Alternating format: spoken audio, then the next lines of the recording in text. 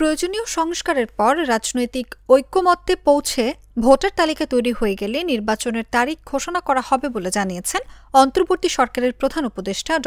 মোহাম্মদ ইউনূস। যুক্তরাষ্ট্রের স্থানীয় সময় মঙ্গলবার সকালে জাতিসংঘ সদর দপ্তরে জাতিসংঘ সাধারণ পরিষদের বার্ষিক অধিবেশনের ফাঁকে আইএমএফের ব্যবস্থাপনা পরিচালক ক্রিস্টালিনা জর্জিয়েভার সঙ্গে বৈঠকে একথা জানান ড. ইউনূস।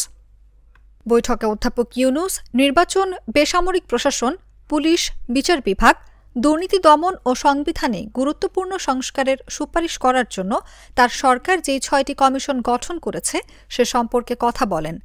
তিনি বলেন, কমিশনের সুপারিশ নিয়ে সরকার রাজনৈতিক দলগুলোর সঙ্গে আলোচনা করবে।